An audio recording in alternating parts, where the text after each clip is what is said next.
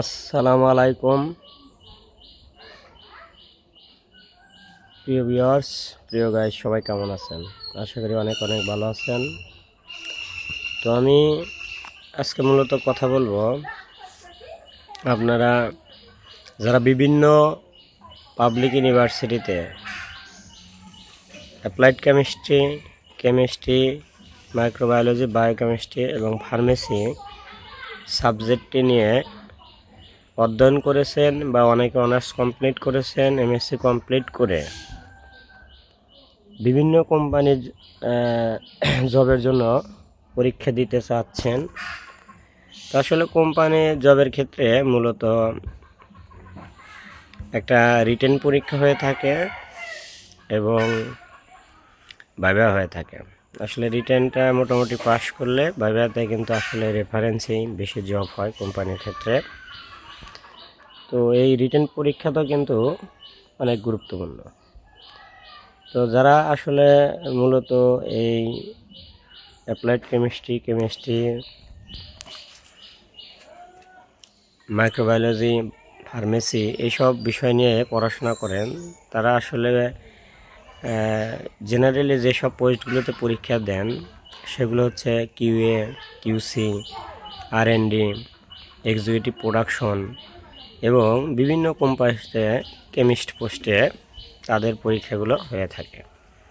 তো আজকে আমি মূলত আলোচনা করব এই পরীক্ষাগুলোতে রিটেনে যে প্রশ্নগুলো সবচেয়ে বেশি আসে বা সবচেয়ে বেশি ইম্পর্টেন্ট সেগুলো নিয়ে।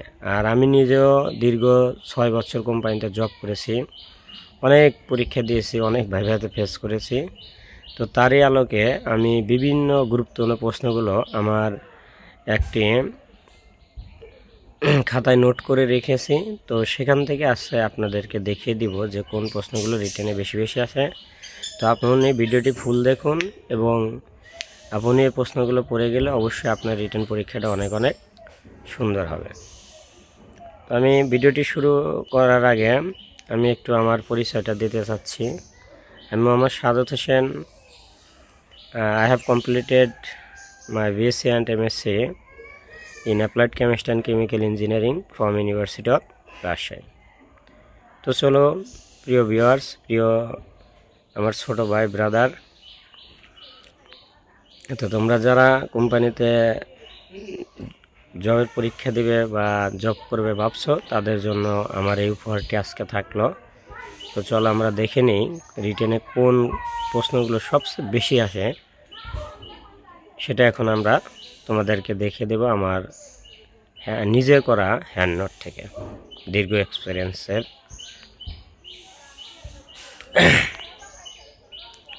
আমার কোম্পানির দীর্ঘ এক্সপিরিয়েন্স অনুযায়ী আমি যেগুলো লিপিবদ্ধ করেছি সেগুলো আজকে শেয়ার করব। তো চলুন আল্লাহর রহমতে শুরু করা যাক।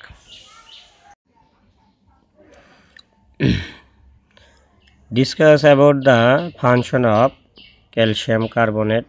এই প্রশ্নটি কিন্তু খুবই রিটেনে হয়ে থাকে। এর মূলত দেখেন যে ফাংশনগুলো রয়েছে: industrial application, health and dietary application, agriculture use, household use, environmental application. এরপরে রয়েছে দেখেন কিউসি ল্যাবরেটরি টেস্ট। এর জন্য যে টপিকসগুলো ইম্পর্টেন্ট সেগুলো হচ্ছে রিলেটিভ ডেন্সিটি, তারপরে অ্যাক্টিভ ডিটারজেন্ট টেস্ট। মানে কিউসিতে যে টেস্টগুলো করা হয়ে থাকে বিভিন্ন কোম্পানিতে সেগুলো হচ্ছে এগুলো, যেমন ভিসকোসিটি টেস্ট। আর পরীক্ষাতে কিন্তু খুব আসে যে what do mean by viscosity. তারপরে রয়েছে দেখেন ওয়াটার টেস্ট, RM টেস্ট অর্থাৎ raw material test, potency test, UV test, thin layer chromatography test, HPLC test, তারপর atomic absorption test, IR test, talc test এবং কার্ল-ফিশার টেস্ট। তো Karl Fischer test সম্পর্কে কিন্তু প্রায় প্রশ্ন আছে, ডিসকাস বা অ্যাবাউট কার্ল-ফিশার টাইট্রেশন। তো এরপরে what do mean by volumetric titration, তারপরে write down the Beer Lambert's law of absorption, Beer law, Lambert law, দুটোই পৃথক পৃথকভাবে লিখতে হবে। এছাড়াও আসে যে write down the application of Beer Lambert law, write down the limitation of Beer Lambert's law. তারপরে what do mean by chromatography, what is the types of chromatography, বা what is the different types of chromatography, যে বিভিন্ন ধরন রয়েছে সেগুলোর অনেক সময় এটা বর্ণনামূলক না আসে, আসলে জাস্ট নাম আসে যে ক্রোমাটোগ্রাফি কোনগুলো।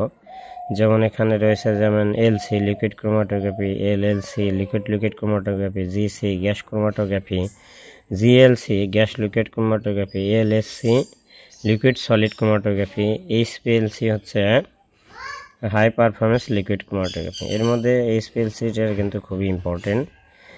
প্ল্যানার ক্রোমাটোগ্রাফি, এখন আমরা কথা বলবো প্ল্যানার ক্রোমাটোগ্রাফি নিয়ে। পিসি পেপার ক্রোমাটোগ্রাফি, আর হচ্ছে থিন লেয়ার ক্রোমাটোগ্রাফি। এরপরে আসে যে write down the fundamentals of chromatography, অর্থাৎ ক্রোমাটোগ্রাফির মৌলিক অংশ বা কোনগুলো দ্বারা গঠিত। যেমন আসলে ক্রোমাটোগ্রাফি মূলত 5টি অংশ দ্বারা গঠিত। সেগুলো হচ্ছে দেখেন stationary phase, mobile phase, sample, injector port, detector, recorder ইত্যাদি। এছাড়া আসে ফান্ডামেন্টালস অফ এইচপিএলসি, এইচপিএলসির মৌলিক অংশ কোনগুলো, তো সেটা হচ্ছে pump, column, oven, detector and recorder.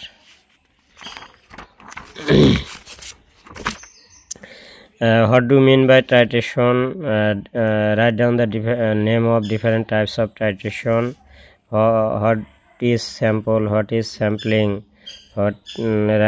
Write down the name of sampling tools. What is dissolution? What is calibration? What is validation? What is deviation? What do you mean by molarity, molality এবং normality? খুব বেশি এসে থাকে এই প্রশ্নগুলো। তো molarity কিন্তু আসলে বোঝায় পার মোল পার লিটার, অর্থাৎ 1 লিটারে কত মোল রয়েছে, আর 1 কেজিতে কত মোল রয়েছে এটা বোঝায় হলো মোলালিটি। আর নর্মালিটি বোঝায় 1 লিটারের গ্রাম ইকুইভ্যালেন্ট ওয়েট। তারপরে আসে হোয়াট ইজ বাফার সলিউশন, অথবা আসে what do mean by acid buffer, base buffer, what is buffer capacity.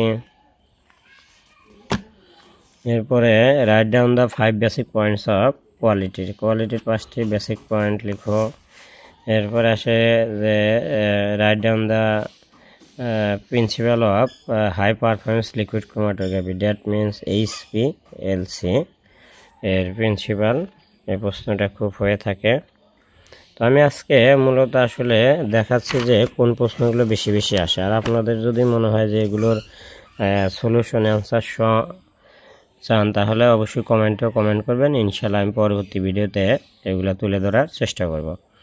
Generally 4 types of HPLC, যেমন normal phase HPLC, reverse phase HPLC, ion exchange, size exclusion HPLC, ion exchange HPLC. তো এগুলোর মূলত আসলে এই normal phase HPLC বা reverse phase এইচপিএলসির ক্ষেত্রে stationary face হিসেবে কোনটা ইউজ হয়, মোবাইল ফেস হিসেবে কোনটা ইউজ হয়, এই প্রশ্নটি কিন্তু খুব আসে বা বেশি হয়ে থাকে। এরপরে আসেন write down the principle of thin layer chromatography, ক্রোমাটোগ্রাফির প্রিন্সিপাল লেখো। তারপরে প্রায় রিটেনে আসে যে write down the principle of gas chromatography.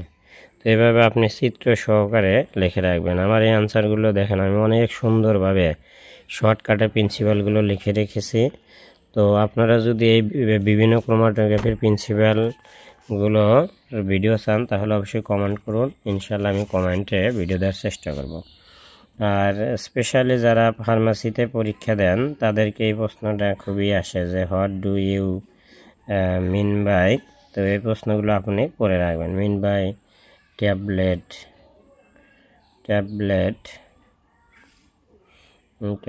তারপরে ড্রাগ অ্যান্ড মেডিসিন, এগুলো বলতে কী বোঝে প্রশ্নটি থাকে। তো প্রিয় ভিউয়ার্স এবং প্রিয় সকল পাবলিক ইউনিভার্সিটি থেকে কমপ্লিট করা বা জাতীয় থেকে কমপ্লিট করা এই কেমিস্ট্রি ব্যাকগ্রাউন্ড স্টুডেন্টদের প্রতি রইল আন্তরিক শুভেচ্ছা এবং আপনাদের রইল অগ্রিম অভিনন্দন। ইনশাল্লাহ এইভাবে প্রিপারেশন নিন, কোম্পানিতে পরীক্ষা দিন, ইনশাল্লাহ আপনিও সাকসেস হবেন। এই প্রত্যাশায় আজকের মতো এই পর্যন্তই। সবাই ভালো থাকুন, সুস্থ থাকুন। নো মোর টুডে, খোদা হাফেজ। আর আমার ভিডিওটি ভালো লাগলে অবশ্যই চ্যানেলটি সাবস্ক্রাইব করুন এবং আপনারা কোন ধরনের ভিডিও চান সেটা কমেন্টে অবশ্যই লিখে দিবেন, ইনশাল্লাহ আমি দেওয়ার চেষ্টা করব।